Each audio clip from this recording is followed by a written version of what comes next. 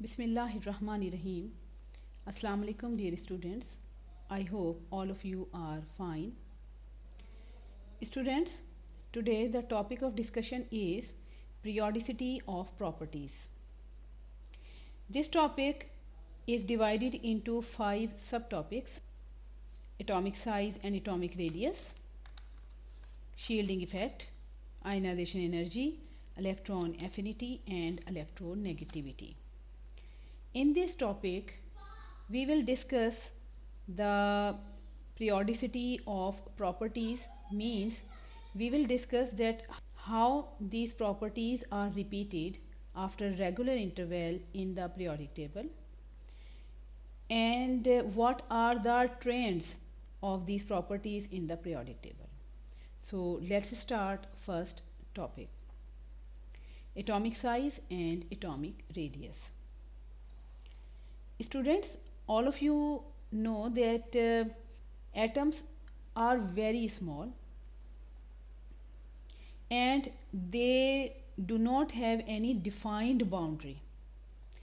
अब इसका क्या मतलब है कि एटम्स इतने स्मॉलर हैं कि उनका एटॉमिक साइज़ डिफ़ाइन करना, देखना बहुत मुश्किल है।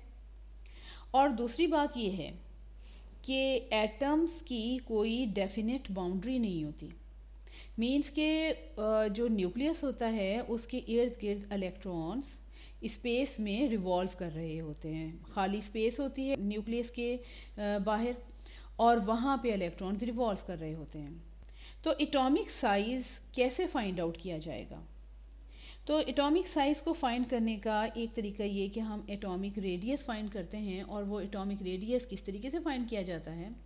उसके लिए दो एटम्स जो कि आपस में बाउंड हुए हुए हैं, उनके दरमियान में बॉन्ड बना हुआ है, और उन दोनों एटम्स के न्यूक्लियस के दरमियान में डिस्टेंस को ले लें और उस डिस्टेंस का हाफ यानी कि रेडियस हमें मिल जाएगा। इस तरीके से हम जो है वो एटम का साइज़ और एटॉमिक रेडियस फाइंड आउट कर लेते हैं।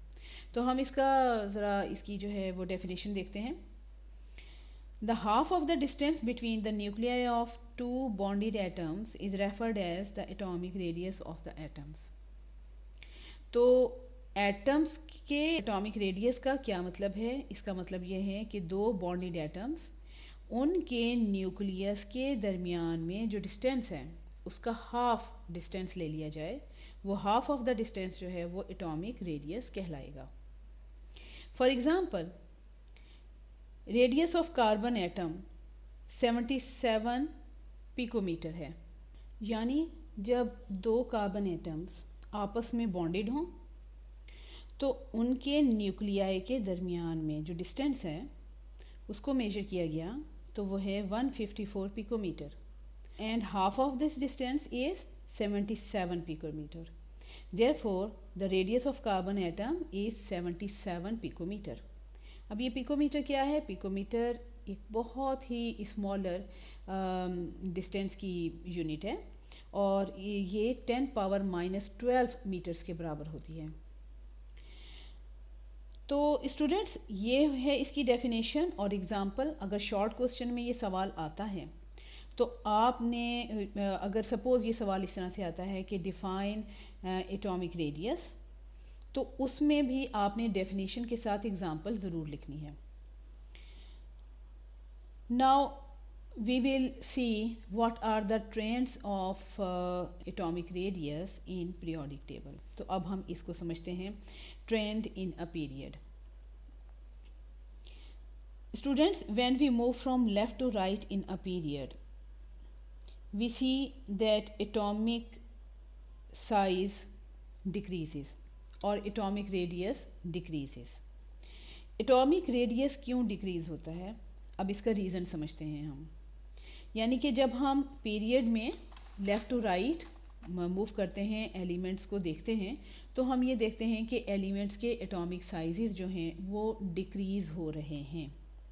अब हम इसका रीज़न देखते हैं कि क्या वजह है कि इसके एटॉमिक साइजेस जो हैं वो डिक्रीज़ होते हैं इन एलिमेंट्स के। स्टूडेंट्स, जब हम देखते हैं पीरियड में एलिमेंट्स को, तो हम ये देखते हैं कि एक पीरियड में जितने भी एलिमेंट्स हैं उन एलिमेंट्स का एटॉमिक नंबर 1 बाय 1 इंक्रीज़ हो रहा है। एटॉमिक नंबर इंक्रीज़ होने का मतलब है कि प्रोटॉन नंबर इंक्रीज़ हो रहा है, एक एक प्रोटॉन इंक्रीज़ हो रहा है उसके न्यूक्लियस में। अब न्यूक्लियस में प्रोटॉन्स बढ़ने की वजह से होता क्या है कि न्यूक्लियस की अट्रैक्शन अपने आउटर मोस्ट इलेक्ट्रॉन्स पे स्ट्रॉन्गर होती जाती है। अब यहाँ पे ये सवाल पैदा होता है कि अगर एक प्रोटॉन इंक्रीज़ हो रहा है तो एक इलेक्ट्रॉन भी इंक्रीज़ हो रहा है, तो उसका उसके ऊपर क्यों नहीं असर होता? उसकी वजह यह है कि जो इलेक्ट्रॉन्स इंक्रीज़ होते हैं वो सेम नंबर शेल में ही इंक्रीज़ हो रहे होते हैं, क्योंकि जो पीरियड नंबर होता है ना वो बताता है कि टोटल नंबर ऑफ शेल्स कितने हैं। फॉर एग्ज़ाम्पल सेकेंड पीरियड के एलिमेंट्स जितने भी होंगे उनके अंदर 2 शेल्स मौजूद होंगे।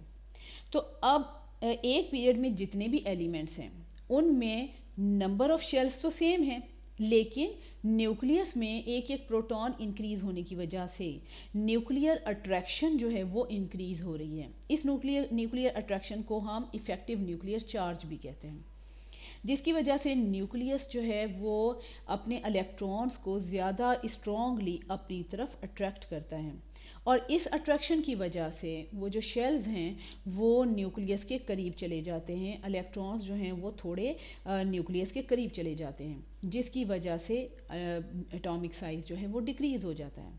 तो यही वजह है कि जब हम एक पीरियड में एलिमेंट्स को देखते हैं तो हम ये देखते हैं कि जो एटॉमिक साइज़ है, ये एटॉमिक रेडियस है, वो डिक्रीज़ हो रहा है, और उसके डिक्रीज़ होने की वजह ये है कि इफ़ेक्टिव न्यूक्लियर चार्ज वो इंक्रीज़ हो रहा है from left to right in a period, जिसकी वजह से जो एटॉमिक साइज़ होता है या एटॉमिक रेडियस है वो श्रिंक हो जाता है।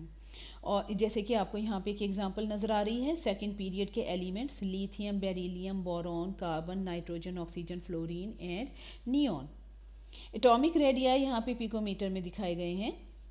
लिथियम का जो एटॉमिक रेडियस है वो है 152, बेरिलियम का 113, बोरोन का 88, कार्बन का 77। अब आप ज़रा देखें कि जो एटॉमिक रेडियस है वो डिक्रीज़ हो रहा है इन द सेकंड पीरियड। अब ये इसकी वजह क्या है? लिथियम का एटॉमिक नंबर 3 है, जबकि बेरिलियम का 4 है, बोरॉन का एटॉमिक नंबर 5 है, और इस तरह से एटॉमिक नंबर इंक्रीज़ होने की वजह से इफ़ेक्टिव न्यूक्लियर चार्ज इंक्रीज़ हो रहा है, जिसकी वजह से उनका जो एटॉमिक साइज़ है वो डिक्रीज़ हो रहा है।